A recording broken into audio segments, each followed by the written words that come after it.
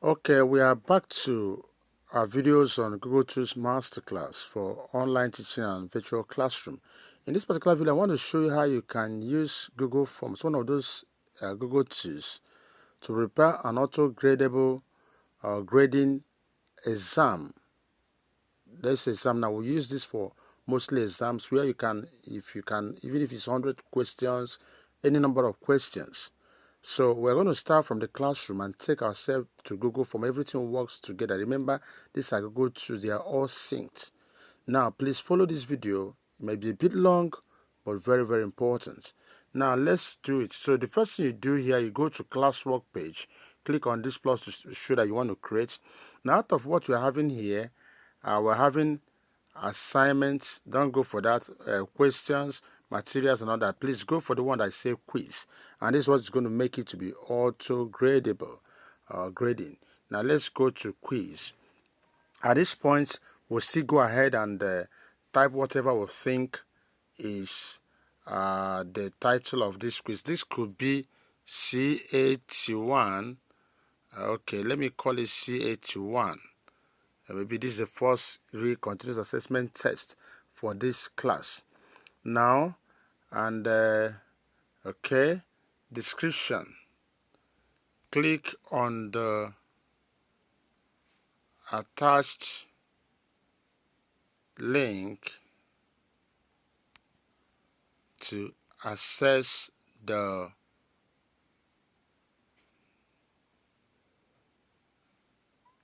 questions. Okay, and let's assume that this question has 100 points. Yes, it's going to be marked 100 over 100. Maybe I will likely set 5 questions, each of them 20 marks. And that's exactly what I want to do. Then set due date. The question is, what is the meaning of set due date?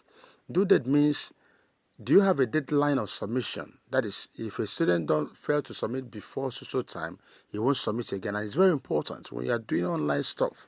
And like in a normal classroom, you can see how these things are easier. You can say that if you think that they can submit at any time, there's no need for that. For me now as a teacher, because of the peculiarity of my own class right now, I'm not going to say due dates. They can submit at any time because other students might still join the class later. Now, is it under any work group? That is the topic they are talking about.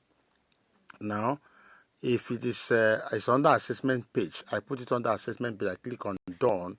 So that is it. Now I'm going to click on this blank quiz. It's going to take me directly to where I'm going. It's going to take me directly to where I'm going to set the question. You're going to see how the question is being set. Let's go now. Now pay attention. Immediately you click on finish setting it. You see it up there where they have assign. Please click on that assign first before you click on that link. Once you click assign, you're going to see this. What you're seeing here now of my 4 students, yeah, the work have been assigned to them. But remember, I've not yet set the question. I'll still do that now. Go back to the instruction page. Now click on this attachment so that you can go over to the Google Forms to say that question. It's taking us to the Google Forms now. Please pay attention. You have to set on that assign first before you start doing it. If not, you're going to miss out. Now let's go to Google Forms. Okay, this is a Google Form now. Please pay attention, maximum attention. I'm not going to take our whole time to do this. Now, the first thing I'm going to do, this blank quiz is the name. I'm going to change it, the real name of this. So I'm going to type what I call it. So from my major question, I call it C80. From the Google Classroom, we'll call it C81. So I'm going to put it here as well. So this is C81. So that's what I call. I can, bolding it, underline, whatever. It doesn't matter. Now, form description, I may still ask, choose only. That may be instruction. Choose only, just the way you do in your normal classroom. The options A to D that bears the correct answer. Now, in a typical exam, my first question should be the name of my students, please. So I, on title question, I choose it as name of students. Just watch what I'm doing. Because remember, you can't say question without asking name of students. Name. In that name, now look at this box here. The system is showing me what type of answer type would this place thing be at this name. It says it's this short answer. If you click inside this, you're going to see different answer type. The system has used its wisdom to know that it should be a short answer type. But let me click inside that place to see different answer type. You can see that short answer paragraph. Paragraph means the person will be writing a lengthy thing. You understand? Maybe it could be you want him to write a lot of things that can take, you know, some page lines or all that. They will have multi-choice, will have check boxes, will have drop down, will have file upload. The one that need the person to upload file as part of the answer to the question. Linear scale, rating, a multiple choice grid, check box grid. Then the one that may involve there, like if you're asking someone about date of birth, then you choose this option of answer or timing and all that. So you understand. But this one, short answer. So part of what we're doing here, apart from setting this to my class, I'm using this also to teach my class students how to build your own. So when you're setting questions like this, you need to know what to do. So this is the short answer. Now, you're going to see this play that says required. What does it mean? Required. If you activate it, it means that that particular question is compulsory. If you leave it that way, it's not compulsory. That means a child may fail to write his name and still submit script. But if you activate it, the child can never submit script. If he finish writing, want to submit script, the system will remind him, you've not filled that place. So, and you know, name is very important. Most of our children always miss it during the real exam. Please make it required. So I'm going to check on this. You see it now. Now, having done this, look up. That is it. This is for name. Now, do I need to ask about their sex and all that? I may need to do that. Don't worry, I'm going to do that. So, what next you do? If you want to add another question, please see where you click. Do you see this place? Look at it. This plus sign here, that's where you click. Now, I click it because I want to add another question. You see, the next question, maybe I'm asking about gender or sex. Now, the system already know that asking about sex will be a multiple choice because I'm going to be saying male or female. So you see, I've already chosen. That's the wisdom of this. So option A, I say female. Now I add another option, which option B automatically chooses male, knowing that it could always be this and that. So having done that, do I still want to make it optional or compulsory? I check this. I want everyone to tell me whether you're a male or a female. Having done that, what are likely other things? I mean, right? Do I want their date of birth? In the exam, I don't need that. Do I want their class? This is the same class. I don't want it. So think about everything you normally do. Oh, are we going to write on the dates of writing this? Okay, the dates you're writing this exam. Do I want it? I might not want it. If I want it, I put it there. But since I may not want it now, let me go straight to my, what do we call it? To my question. So I type the next question. Now this is where the main thing begins. Question number 1, I write question 1. Question 1, okay, in that question 1 I said, look at what I'm going to ask. This objective question I want to set all true. So question 1 I ask, which company owns Google Classroom? Option A, Microsoft. Option B, Meta. Option C, Google. Option, sorry, I've made a mistake here. I have to put C first. Google. Option D, Amazon. Now watch. Having done this, these options, now watch, because this is where it becomes auto-gradable. Now let me still make it compulsory. I want every child must do something. Now look at this thing you're seeing here. Are you seeing it? You have to click on it, because as a teacher, that's where you're going to put the correct answer, so that any child that does it, the system will know that, oh, this is correct answer. Now I click on this page. Please pay attention. Now for me, you see, this question, how many marks does it have? I say it's going to be 20, so I put 20. You know what your own is going to be. You see me, I put it. Now, what is the correct answer? I choose the correct answer. Now, if I'm not only choosing the correct answer, if a child gets this, is there anything I'm going to tell the child, like kudos if the person that failed? So I'm going to click on add answer feedback. Let me click on add answer feedback. Incorrect answer, I may say try again. In those days where we're in school, if you get incorrect answer, the teacher may abuse you. But today, so we shouldn't abuse the children. So we'll just give kudos, try again. But if you get correct answer, I say kudos. Keep it up. Keep it up. You understand? So this is exactly what I want to write as this. Now I'm back to this. Now having done this, I will now click on done. Please don't fail to click on this done. It's very important. Now remember, you must write the correct answer so that children will not miss out. I'm done with this. And having done that, question number 1 have been set. So this is the way you set all the questions. Once we have set it, I will show you the next thing to happen. Now let's look at it. Now, once you are done setting these questions, now the last part of this you're going to do is to go to settings. Now you can see already that you have exactly 100 over it, because there are 5 questions 2020. So make sure your objective questions must be the same mark. You understand? You know, as a teacher, you know what to do.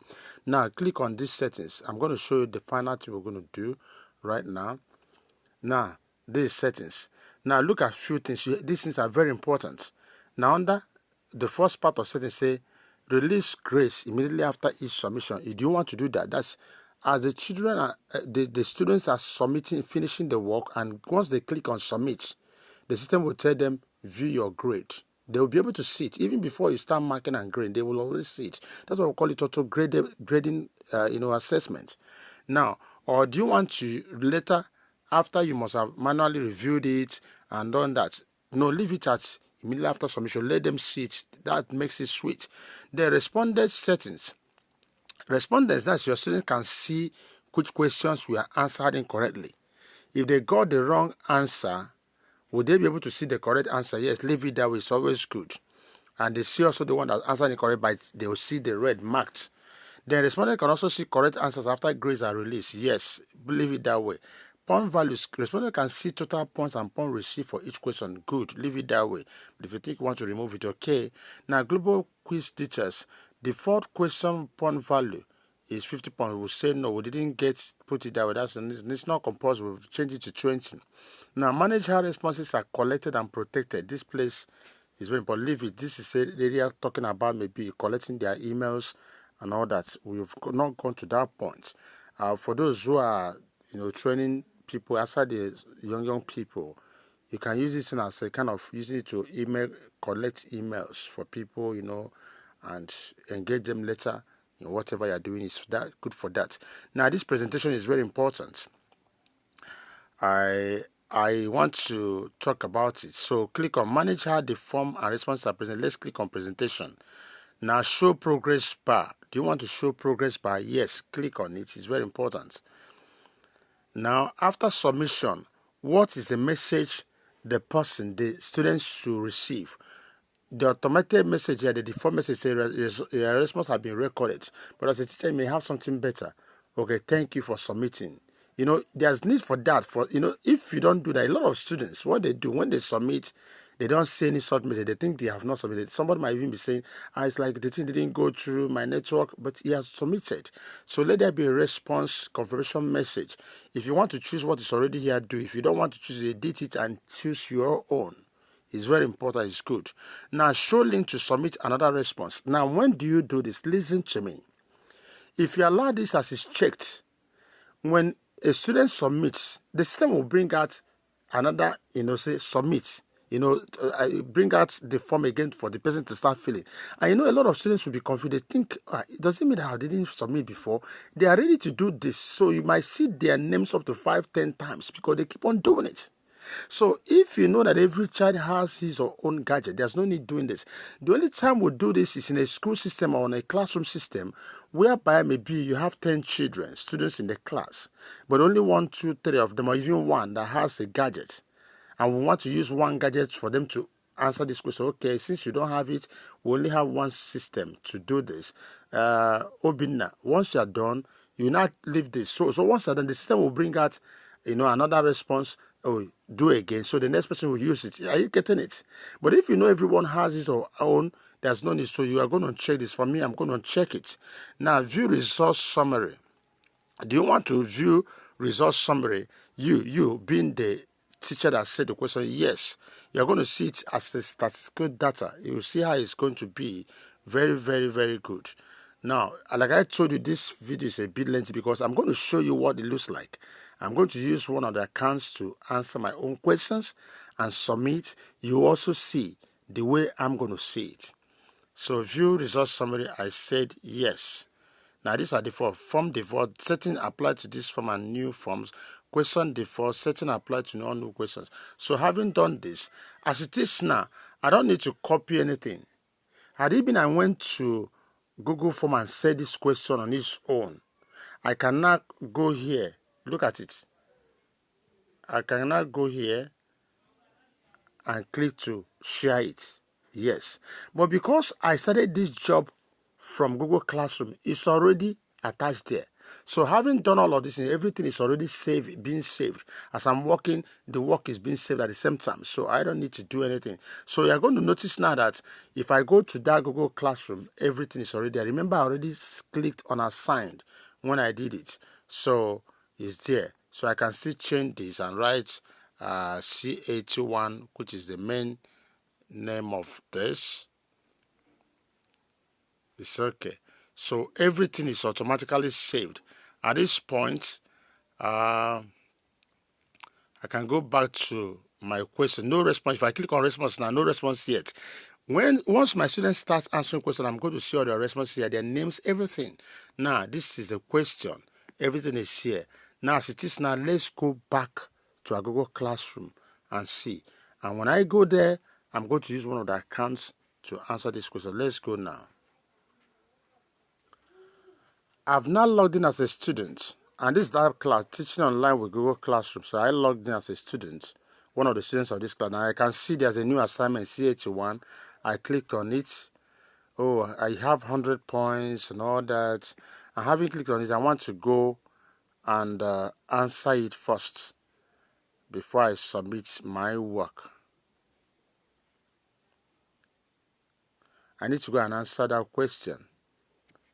Okay, look at the question, look at the instruction, everything, and okay, record Chizabe's email as email to be included with my response. I say yes. Now my name, I say Chima Accountant. Let's assume this is my name. I choose this. Just pay attention. You see it. Which company owns Google Classroom? See 20 points. I choose what I think is the answer for me. I don't want to fill anything here. The Google version of Microsoft Word. I choose this. The best Google tool needed to create students blog. I choose this. You can admit students to your Google Classroom via all the following except I choose this. Okay, this one I choose this. Now having done that, I click on submit. Just watch. Now you see the system say I should view score. I've submitted. Response submitted and assignment marked as done. I now click on view score to see what I scored. Even before my teacher starts scoring me, you can see from my score, this is the way the students will see it. They say I scored 100 of 100. That means I got the whole thing. Now let me see it. So my answer was marked green. Had it been I fed it, it would mark red. And they will show me the one that is the correct answer. Are you seeing it? So everything is marked green here, meaning I got the correct answers. And now, And you see all the kudos. Each of them, they say, okay, kudos, kudos, kudos, kudos. The first one was kudos, keep it up. Exactly. You see, remember that. So this is exactly the way your students will see everything and say, wow, I got this 20 over 20, and that's 100 over 100. If I miss one, it will be 80 over 100. Have you seen it? I will see it. Even before you start grading again, the students have seen it. Now, having seen this, you need to, on your own, now ask, how will the teacher, if the teacher, because for the teacher now, okay, having done that, I will now go back. Remember, I've now scored it. I will now go back and click. You see this arrow here? Look at it. This thing here, I click on it. And I will click on mark as done. Look at it. I click on mark as done. Please, I'm submitting this now. Mark as done. The system says turn in. I say yes. I'm turning it in. It's okay. It means, look at it up here, I've submitted. Now, for my teacher will now check. Now, for my teacher to now grade me finally in the Google Classroom, the teacher will still need to log into Google Form to see the work being done. He needs to log into it from his own end and see that work that has been done and check. Now, let's go back and do it. That's why I told you this class is a bit long, but it's very, very important that we'll do it. Now, my teacher goes on here and logging as a teacher now, please. I've now logged in as a teacher. Let me still click the new assignment again. See, I've just discovered that out of the 4 students assigned, one has already turned in. One has turned in the work. But let me, first of all, before I start marking this turned in, let me go to the instruction and still go back to the work itself to see what the student scored so that I can now grade it finally for him or her. You see, remember, I was the one that said this. So this is me. So I'm going to click on responses to see. Just wait. I'm going to click on the responses to see those who have responded. They have answered this question. So when I click on responses, you see I have one response already. And that is that student. Okay. I'm checking. Look at total point distribution scores. Okay, this is from email, 100 over 100. One response. The name is Chimad Accountant. He says a male rate. You see, males are now occupying the whole thing. No person. Which company owns this and that? And you see, the answer correctly bearing green. If it's a wrong answer, it will bear red. So I've been able to see everything I need to see. If these are all the students have submitted, I'm going to see all of them. So having seen that this man called Chima Accountant has scored 100%, all I need to now is go back. I go back to look at his assignment that he submitted to me, student's work. He said he has turned it in. I now go back here. I now grade it. I say 100 over 100 and I click on return. Remember, he said return, I say yes. And now, you know why this is so great? You can't cheat a student because that student before now has already seen what he scored. So if you finally come here, maybe you decide to cheat on the student and give him something different, the child will go to deal with you because immediately he submitted his score, he saw it, the written. I saw this Chima accountant know that he scored 100 over 100. Now I've checked it and seen it and viewed everything. I've come here to now give him the final grade in the Google Classroom. And that's exactly it. Now watch what happens. Now you see it. Now there's a one graded 3 classes. So these 3 persons have not yet done this. And now this is the one I graded 100 over 100. If these students return back again to this, he'll check his work. You see that it's graded already. Let's quickly look at it finally. Okay, so this is the student's account now. So do new assignment. Now you see the grade. It's already there. So he has been able to see now that the teacher has finally graded him 100 over 100. Had it been the teacher also put a comment, oh, thank you, kudos, you're a bright student, the comment would have appeared here. But there was no comment, which I know, you can put that comment. So what you see me did here was both the parts of the teacher as well as students. The video is long, but it's comprehensive. Take your time once you learn it, because if you are going to use Google Tools for education and all that, you don't just need to know what you should do as a teacher, you should know what your students should be expecting. Because before you teach them, you must have taught them the things they will be doing, how they're going to do it. So that's the sense of you learning all of this. So that out there, you tell your children, okay, when I do this for you, look at what you're going to do, look at what you're going to expect, and how you're going to tackle it. And that's exactly what I've done for you. Like I said before, if you're watching this video anywhere in the world, especially an African educator, a school owner in Africa, whatever, please, you need Google Tools for Education. You need all of these things. You can join our class online. You can contact us to train your teachers. You can even invite us in your school if you are close by. We can always be there for you at all times. If you are new to our channel, please subscribe. Help us grow together as we serve you training on Google Tools for Education. This video makes sense, give it a thumbs up. Don't forget to share this video. Let's grow together. I wish you the best. Thanks for watching.